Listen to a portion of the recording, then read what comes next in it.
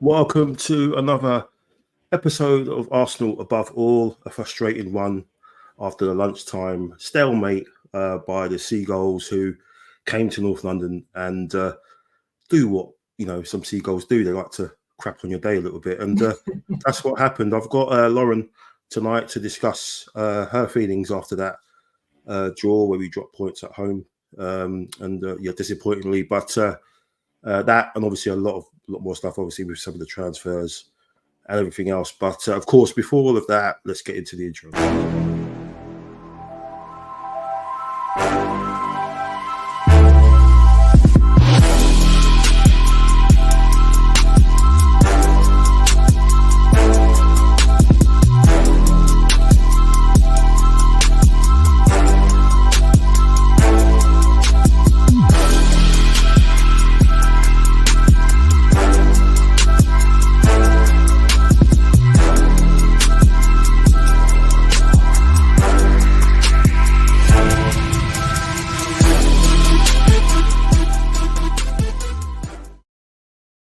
Hello and welcome to the show. I've got Lauren Dempsey with me tonight. How are you doing, Lauren?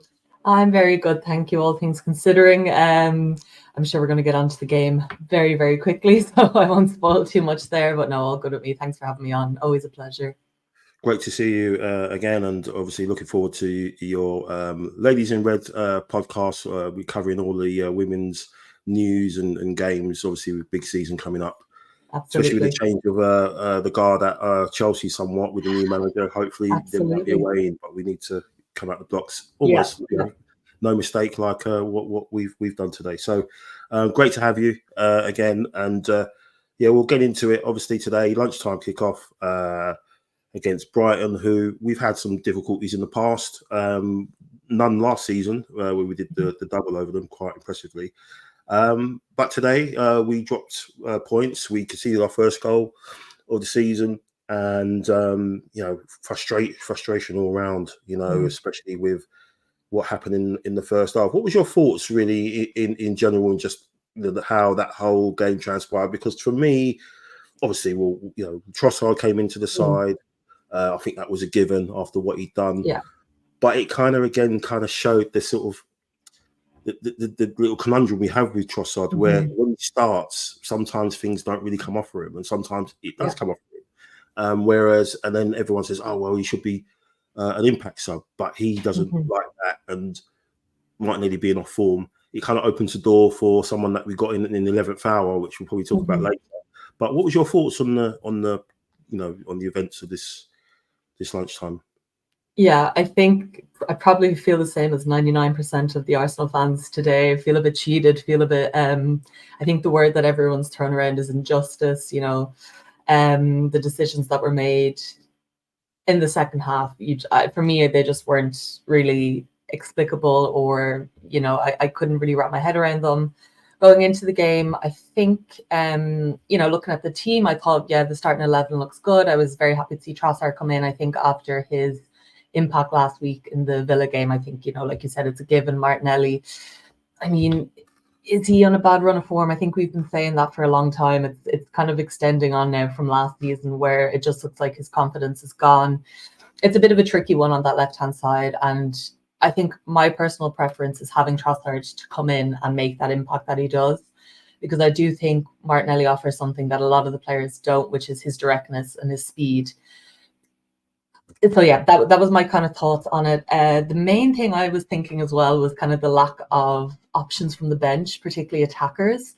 Yeah. I mean, we're definitely going to get onto the I suppose transfer windows, the ins and outs and that kind of thing. But with Sterling not able to play today, we did look a bit weak in terms of attackers. I think Martinelli really was the only name that stood out to me there, that I thought, okay, if we need someone, he can be the player to come on and make a change. In terms of defensive players, we're looking very, very healthy there, which is really nice to see. Definitely a crucial area. But, when you need someone to be able to come on and change a game, is someone who's struggling with the form like Martinelli really the best thing? So, I was excited going into the game. I thought, I personally love watching Brighton play. I think they're a phenomenal team. Mm-hmm. Definitely not a team to take lightly, especially at, even at home. I mean, excuse me. I think it was mentioned during the match day they'd in the past previous to last season, and 3 out of the 4 times they came to the Emirates, they went away with points. So, you can't really write them off and say this is a guaranteed 3-pointer. However, the first half, I thought Arsenal played exceptionally well. I thought there was a few minutes it took for us to kind of settle in. But I mean, the first 30 minutes, I was thinking, yeah, this is going to be routine. It's going to be easy. Brighton didn't really have any answers for us. We were relentless, and unfortunately, we couldn't really make the most of every chance we had. But eventually we got the goal in the end, and I think that kind of settled the nerves a bit. But unfortunately, that was short-lived. Yeah, I mean, the only thing I think probably could take from the game is the way that Havertz and Saka have been linking up. I mean, that's another assist for Saka. He's equaled on Henry's start to the season. I think it was 04-05, I think, where he assisted in the opening 3 games in the Premier League. So again, another exceptional kind of assist. Kind of bullying dunk, which was kind of weird to see, because after the way he kicked a bit to pieces by a fullback much smaller than him, he bullied him out the way, and then plays a lovely ball to Havertz, who again, this time last year, we're all thinking Rose-Ed, but there was just no sort of no hesitation. It's a brilliant finish from him, and again, great to see those two linking up well, and that's really positive. And they had some massive chances as well in the second half when we were down to 10 men as well. I mean, the way he brought down Havertz's chance, the way he brought the ball down, and he went through, that was superb. And just a shame again the finish. And Saka would have went down maybe, possibly, but he was honest and stayed on his feet. And then the other chance where Havertz runs down the wing and he crosses it over to Saka, and you kind of wish it was the other way around, because maybe Havertz being taller would have got more purchase on the effort. But for sure. But yeah, it was just frustrating really, because I mean, yes, in the past, Brighton, especially under De Zerbi, have been a little bit of a problem. The way they played, I felt Brighton were a lot more functional today, and were more. There's a lot more housery until we got reduced to 10 men. So it was like all of a sudden they came out of their shells, and it was like, well, they've got the advantage here. And it wasn't until then that we saw Mitoma, really put it on Ben White, and he struggled a lot, and he's a player that I like as well, Mitoma, and I thought he might have been something we might have looked at. But let's touch on that then, the referee, because talking about that, I mean, started the actual first podcast of the season with Neil, and said, we're ref differently, and this might be a section that I might just keep in here. I'll change the menu rundown every game, but I might just keep that because it's getting ridiculous now. But last year, we all remember the Man City game when Kovacic should have got sent off for those 2 tackles he did on Rice and Odegaard. And we had Howard Webb saying, well, we don't want, Michael Oliver didn't want to affect the game by sending him off, and spin it on a year, and you've got a referee affecting the game completely, completely affecting the game because of a situation, what happened. There's so many variables to it, as you probably saw. The ball, was it in the right place? It was a rolling ball as well. Rice was walking away from the ball. He wasn't standing there, impeding it. He was standing away from the ball. So there's so many things that, for me, it's like a lot of us say, oh, if players need to have a calm head, they need to calm down and have a bit of game intelligence. I think the same should be said with referees, because I think there's so many situations where a referee just gets caught up with it, and I think they need to be almost colder in those situations, almost like rugby union refs, as you see that the way they operate. You could see he just got totally caught up in it. Now, whether he's under instruction to do that or not, but it's crazy that he didn't have the game intelligence to think, okay, it's just after half time, let's just pull him over and let's calm it down. No, bang, it was like yellow card. It's like yellow card for that, and not a yellow card for what Pedro did earlier in the game. Thoughts on just how that was managed by Chris Kavanagh, and how it always seems to be that we are ref differently. We are, because this same situation happened again, I think, Leicester, it might have been the Leicester and Villa game, or there's a game this at 3:00 where something similar happened, where a player picked the ball up as someone was about to kick it, and disrupted the game, and nothing happened. They didn't get a card. So, but what's your thoughts on all of that, and just how it seems inconsistency, as Arteta said just post game? Yeah, I mean, to be honest, like watching the incident, I think there's no arguments about the first yellow for Rice. I think fair. I think, and it wasn't dirty, it wasn't intentionally nasty or anything, but it's just the ball got away from him, he had an outstretched leg, fair. I don't think there's anything that needs to be said about that. But the problem really is that the lack of consistency. And I saw a statistic on Twitter there just before we started, and I think it was Arsenal, excuse me, Arsenal had 3 fouls throughout the game. They had 4 yellows and 1 red. And Brighton had 21 fouls and 1 yellow. And I think you just need to look at those numbers even without the context of having watched the game and know that something clearly was wrong there.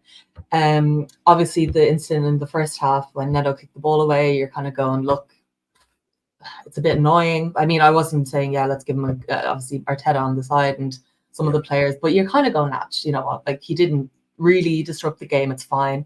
So then to flip it around and say the incident, the second yellow for Declan Rice, which was just a bizarre incident. Like I was so baffled watching it, because he obviously went down, free kick to Brighton, starts walking away, and then from what I could see, it was he got lashed out at, someone just threw a leg at him and he went down. So I thought the hullabaloo was about basically, okay, what are we going to do? Is there going to be a yellow here or a red for the Brighton player? And then to see Declan Rice get the second yellow, it really took me a few minutes to understand, okay, what was going on. And then, even the commentary was, they didn't cop it straight away. So I obviously the referee's in a different position to us. He sees different things, but what you said there about the game intelligence, knowing, okay, is this worth the sending off? Is this worth changing the complete dynamic of the game?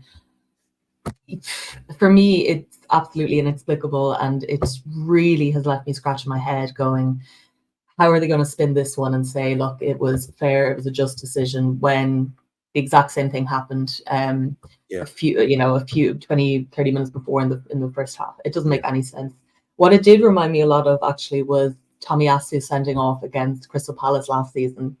Two yellow cards. The second one was for too long on the throw. He wasn't even the one delaying the throw, and it's just one of those things where you're kind of going, what other team in the league is subjected to these decisions? And I mean, everyone has their own issues with refs depending on who they support. That's all fine and well. But that's in the space of 11 months, 12 months, we've had 2 players sent off, 2 players who aren't known to be dirty, reckless players. Or something as small as time wasting, or whatever, disrupting the game, whatever it may be. And you really just have to sit back and go, is this fair? Is this just? I mean, based on the reaction, and obviously I follow a lot of Arsenal fans on Twitter, so it's not a very objective view, but you have to look at it. I think TNT actually did a very good job of asking the Brighton manager, I can't think of his name right now, at the end of the match, how did you find it? The red card, and he kind of very, very cleverly went around it. And, they brought it up again saying, if that was your player, how would you react? Because I think it is something that managers can't turn an eye, players can't turn an eye to managers, because it is something that affects the whole league, not just specific clubs. But unfortunately, we seem to be on the receiving end. So I don't know what the conspiracy is there, but it's starting to look a bit more realistic that there is something going on with the referees against Arsenal, but who knows? For me, it was completely baffling. I think the biggest loss really is, no Rice for the North London derby. So I don't know. It's going to be a tough one to take. It's going to be a massive loss.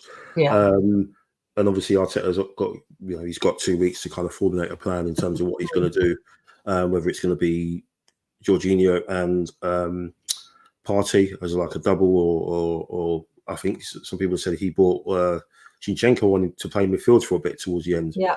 So there's a chance that, you know, I thought he just threw him on just to put a body in there, but maybe he might put him in there as the left 8. Absolutely. A few of us have been crying out for that, thinking, well, that's probably where he should be considered going forward. But yeah, you know, the fact that something happened a year ago, and how Webb has said, you know, a referee doesn't want to influence the game, and then a year later something else has happened, and it's affected the club in reverse in another way. For me, it just says that we are ref differently, and I think maybe the only other club that is ref differently it was the club who put up a motion, which was Wolves, and got trounced 19-1 in the vote. Maybe we should have at least voted that out of solidarity. Maybe next time. Yeah, there's definitely something going on for sure. And it goes to the point where, do we actually go to the PGMOL and say, look, we don't want this guy anymore, because our percentage of winning games, I think, is just under 50% with him, and the average for him with other teams is 70%, just pushing over 70%. So that kind of tells you something. And we used to have a record like that with Mike Dean as well, where we just didn't win under him. And yeah, these referees, they influence games. The fullback that was up against Saka, I think, did about 3 or 4 fouls, fouled him 3 or 4 times in the first half, got nothing. I mean, the tackle in the 6th minute, I think it was, when he was just outside the box. I mean, if that's not a yellow card, and I get it, like, you know, it's early in the game. I think he was only 19 years of age. You know, in some instances, you can go, okay, look, giving him a yellow card now up against arguably the best right winger in the league, it's going to change the game. But to give Declan Rice a second yellow card, then, you know, also 5-6 minutes into the second half, it blows my mind. So I don't really have a formulated, well thought out answer to this one, because it goes beyond my comprehension, to be honest. The thing is, something will happen this on tomorrow, for example. In the games tomorrow, exactly the same thing, and the referee will just go treat it completely differently. So it's inconsistency, and I've always said, you know, the referees at the organisation, they're not fit for purpose, and until it gets sort of stripped down and changed and someone else takes over, it's just going to keep happening. For sure. Even with VAR and whatever else, you know, it's just going to be a joke. But yeah, another thing that kind of happened as well was a couple of injuries that we've had off the field and today as well. Timber came off, but I think Arteta's kind of said it's looking like it's just cramp, and they just want to be a bit precautions about him, because, you know, we've got a massive calendar, the games coming up. But the big one was obviously Marino. You know, we seem to be jinxed with our new signings somewhat. Timber last year and him this year, but yeah, it was really gutting. He looked really upset up in the stands when he was sitting there with his wife, I think he was, and such a shame, because again, as you said, it just means there's another body from the bench, at least the squad that we haven't got. What's your thoughts on him and just the squad as it is? I mean, were you ideally happy with what we did in the transfer market? You know, a lot of people are not happy, some are thinking it's okay. But what was your thoughts on that? You know, just how we went about it, and, you know, do we really need to start, you know, work on January already? Yeah, I think that's probably the best way to put it. Is I feel like it wasn't a great transfer window. I think we did do a lot of good things in terms of, you know, we strengthened the left back position, which was a big issue for us last season. Obviously, Timber was out for basically the whole season with his injury, and I think, you know, him coming off today was probably a bit of a precautionary, because, you know, you do your ACL, you see it all the time, the women's game, it takes a bit of time before you are back to that level. And I know he's been back since the end of last season, but to be playing 90-minute games at that level, crazy. So I think, you know, getting in Calafiori as well, that was a really smart move. And I think what you mentioned with Zinchenko, I mean, that frees him up now to have a bit more, I suppose, freedom, liberty to play in the midfield roles, which is a position that looks a little bit week now, particularly with the injury of Marino, because, you know, that was a very exciting signing to get in. I think him and Odegaard playing together again, you see that when players come in, they have this natural chemistry from playing before, whether it's with other teams or national teams, whatever it may be. So yeah, I think super signings there in terms of that. But for me, what was really missing again, and we're probably going to touch on this with Sterling, but you get rid of Eddie Nketiah, Reece Nelson also gone, and I mean, not the most prolific goal scorers, but where was the striker that we've all been calling out for? That's really my big question still. Jesus is injured. Havertz, and obviously he's on a brilliant run of form, but he's not necessarily that goal scorer like, Haaland scored another hat-trick today. I mean, I'm not saying that every centre forward is going to be on that level, but, it was a really great window where there was opportunities to sign available players. For example, you had Oshima, who very obviously wanted to leave Napoli. Ivan Toney was another name that was thrown around, but I've kind of said before, I don't think that's the character that Arteta wants. So I can kind of see why we didn't pursue that. But the options were there, Solanke as well. So I that's a really big question for me, because in a game like this today, when you look at the opportunities we had in the first half, if you had someone there who was a little bit more clinical, who freed up Saka and even Trossard on the left or Martinelli on the left, whatever it is, someone who's a little bit more clinical, we could have gone into halftime 3-0 up, and then you lose a player, Brighton score a goal, but we're able to deep defend as opposed to trying to stretch ourselves too much. So for me, Sterling's obviously a very interesting signing. It was not one that was on my cards. I don't know if you also felt a bit blindsided by that one, but what I would say on touching on that point as well is we've had really, really good luck, or really good fortune with the Chelsea players that we've signed over the past few windows with Jorginho and Havertz. So I think you have to trust and believe in what Arteta and Edu are doing behind the scenes, that they have a vision. Obviously, a new player picking up an injury in training even before he gets to put on the shirt and play is beyond unfortunate, and that would only be to Arsenal. But I don't know. I think overall you can't be too disappointed. A lot of players leaving as well, which is quite disappointing to see. And I don't know if you really filled in all those areas, or if we're well covered across all those areas now. But so I don't know. I think it was a bit of a surprising window, is how I would summarize it. But I think there's still a lot of positives to take, and it's hard to tell before you really see the players out playing and how they gel. So I don't know. I think before I can really give my final opinion on it, I think it's been interesting. I think just have to wait and see. You just hope that Mourinho isn't out as long as they say he is. They're saying 2 months. They're not being specific on what it's actually fractured and if it's a hairline fracture, what have you. But they're saying 6 to 8 weeks. Sorry, and obviously Sterling won't play until, well, I'm sure he'll be. He's not in the England squad, so obviously he'll be at London Colney. He'll get used to it, which is good, and have 2 weeks of getting used to the surroundings and the systems and what have you. And I'm obviously pretty sure, touch wood, if he doesn't pick up anything, he'll be at least on the bench against Tottenham. And I think he's got a lot to offer. 100%. The fact that he can play all across the front, even as the false line, he's played up front a couple of times at City in the past.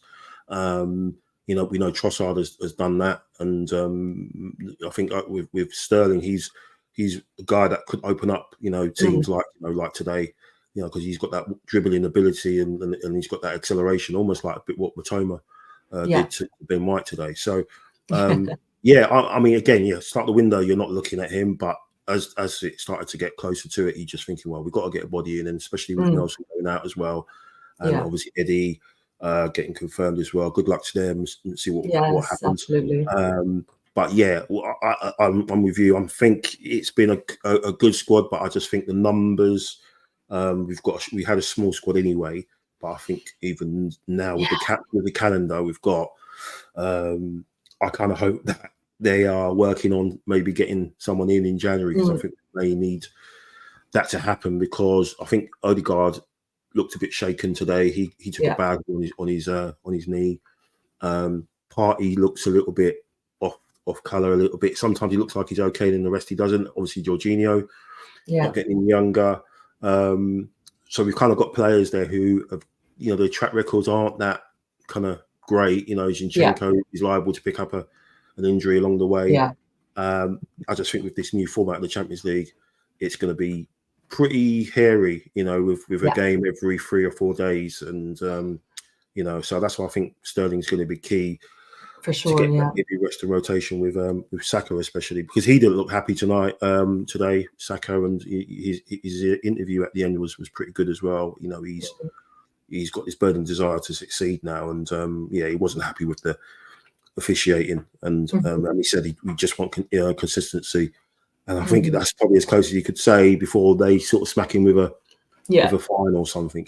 Absolutely, but no, just handles himself brilliantly as always, and I think standout performance today was from him and Havertz for sure. I thought they were brilliant, and just also David Ryan goal again saved us numerous times, and how do you feel with Ramsdale going as well? We haven't mentioned that one actually.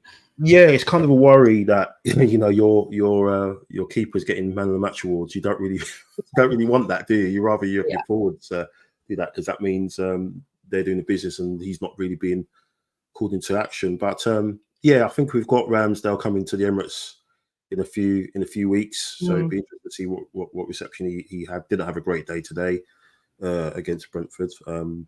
David Raya's old club, which is kind of ironic that he made his debut there. Probably got a lot of stick today. But I think we kind of knew that Ramsdale was going to go. Yeah. It was just the timing again, something that, okay, well, let's just get it sorted early doors, not right to the end, because then we're scrambling around for a backup keeper and we're scrambling around for another one. We tried to get another one in. So we've only got 2 now, and we've signed a young English kid from Ajax. But that's a big ask for him to come in if anything happens, So I just think, the way that the transfer window was structured was really, really weird, because we supposedly went in hard for Sesko, didn't we, at the beginning?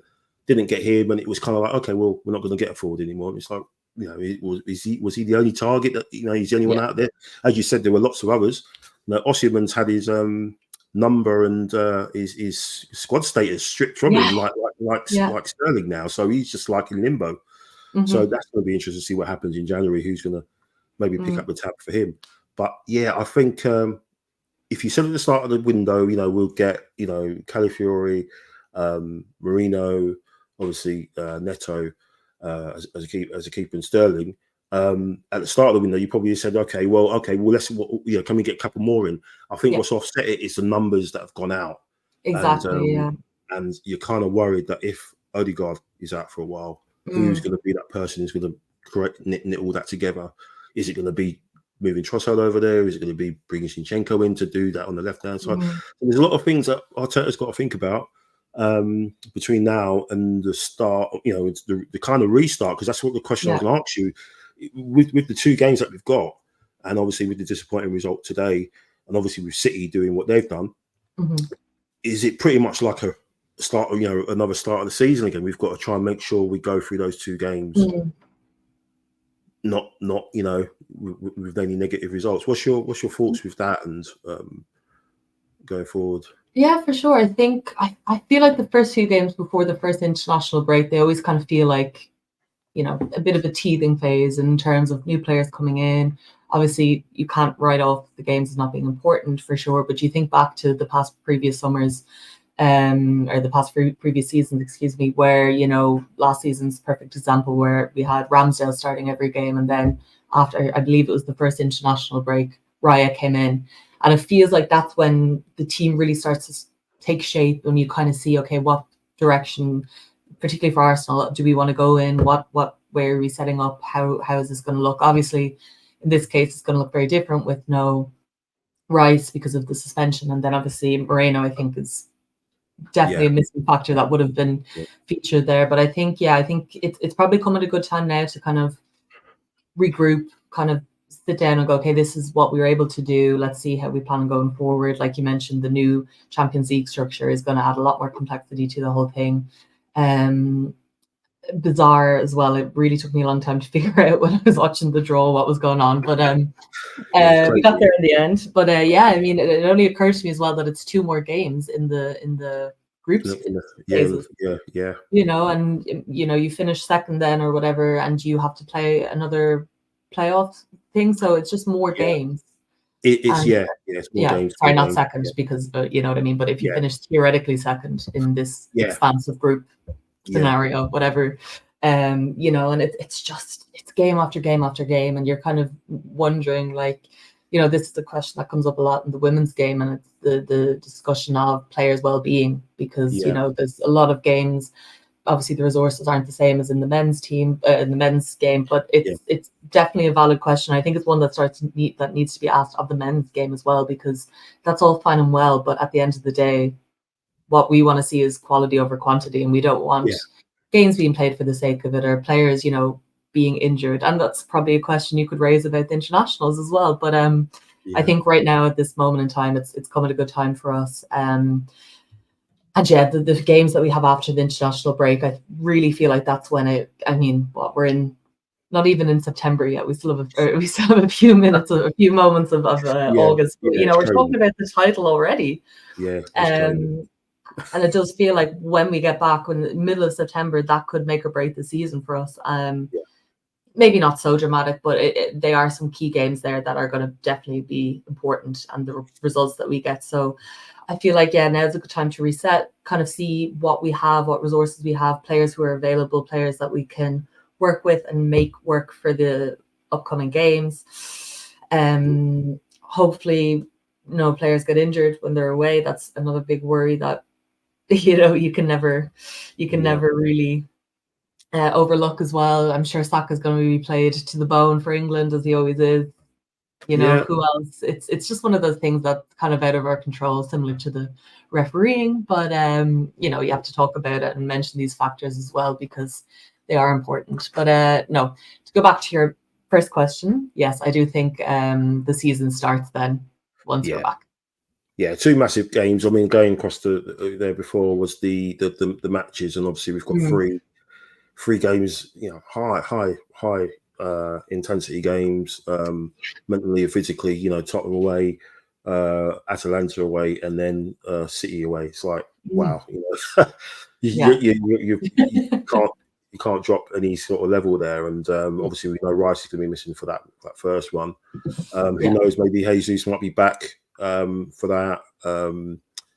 Sterling should feature in that as well. So maybe there's going to be a few attacking options. But yeah, that running, those 3 games. After that, you kind of think, okay, then maybe in the league at least it looks a little bit more straightforward. Obviously Leicester, and then obviously Southampton, but then you've got PSG in between that. So yeah, this is where the worry is with that squad depth, and why I think everyone is kind of a little bit down on the actual window, because it's like, okay, yes, we just didn't match the 7 that kind of went out, or you know, who kind of gone out alone. A lot of creativity on their day has gone out the door, and we haven't sort of replaced that and that sort of striker. But who knows? Maybe Sterling could be both of those. Absolutely. I think he's got a point to prove, which is good, and he's got a point to prove. And I think with what the way Chelsea dealt with him, was unbelievable. So he's got a point to prove, and he's got nothing to lose, and that's a dangerous person for me. So I think you know, the fact that he looked so happy in his announcement video and focused, I think it bodes well.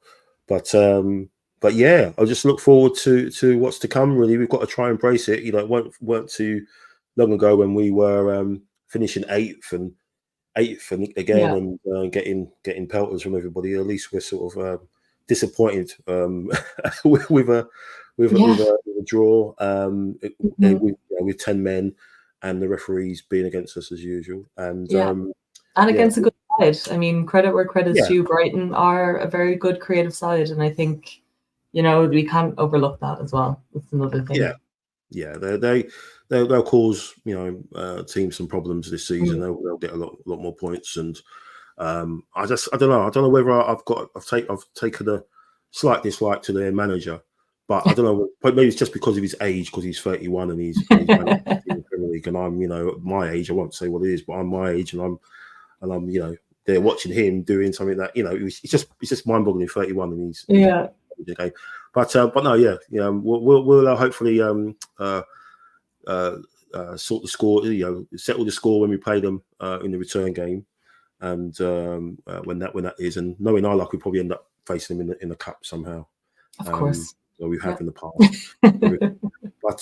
But no, we obviously have a 2-week break now, and obviously keep an eye on the medical bulletins that come out. We hopefully get a few more bodies back. And I look forward to your launching of your podcast. Thank you very much, Ladies in Red podcast. You said you were waiting for the ladies to get the Champions League underway. Who have they got? Exactly. So they're playing Reading on Wednesday, and then if they win that, I actually need to double check Arsenal ladies. So Reading is it's a very strange setup. So we're basically in the this group phase. So we have to play against Rangers, excuse me. Rangers, Rangers. And then if we get through that, I believe the winner of that game plays Atletico Madrid, and another team are playing in their leg, but Atletico Madrid will probably get through. So I imagine it will be Arsenal, fingers crossed, Atletico in the final game there. And then once this group phase is done, we'll go up against another team before the actual Champions League is decided. So yeah, that's it's a bit of a mess, but that's the problem when you have a European international competition with 12 places. It's impossible. 16 places, whatever it is, it's impossible. So yeah, I don't know. I think this season, obviously we had the disappointment last season in this group phase where we went out to Paris in that second game of this group phase. And that really, took the wind out of almost everything last season. And I think this year we've been very good. We've been focused. We've had a good summer transfer window as well, I would say. A lot of surprising in and outs there for the women as well. But no, I think we've set ourselves up well to give us the best chance. We've had a few more pre-season games than we had last year. So fingers crossed that we can get it over the line, because, I think when you think of Arsenal women, you think of the big competitions like Champions League and everything. Absolutely. So yeah, it didn't feel right without them last season. So fingers crossed. And yeah, the podcast should be back then, hopefully the week after next, with good news, if we're optimistic. Fingers crossed. No, great stuff. No, looking forward to that. Thanks for your time this evening. Really appreciate it, all your takes, and hopefully have you back on here soon. And let's hopefully. That's it. I'm glad you're back. Whenever I try and get you on here, you haven't discussed an Arsenal defeat yet, which is great. So yeah, I think this is my first draw, though, is it? First draw. I think. Yeah. So we didn't lose. So that's the main thing. That's true. That's true. Yeah. Down to 10 men with the referee against us. We'll take that, I guess. Yeah. No, thanks very much. Thanks for your time. Have a great week. Thanks for everyone who watches, subscribes. Really appreciate it. Hopefully we get some more good content out, a bit more, maybe a couple of short form stuff we might get out, just covering some maybe previews for matches and some transfer maybe stuff, building up to January with James possibly and Steve. But no, thanks very much, Lauren. Thanks for watching. Disappointing day today, but we're still there fighting. The robot. Let's hope the goal robot in Manchester will malfunction and then they get looking. And if not, we may have to wait for something to happen off the field to maybe put them in their place. Who knows? We won't talk about that. That's for another pod. Anyway, thanks, Lauren. All the best. Problem. Take care. Come on, you Reds. Newcastle, the central figure again, and he looks to trick.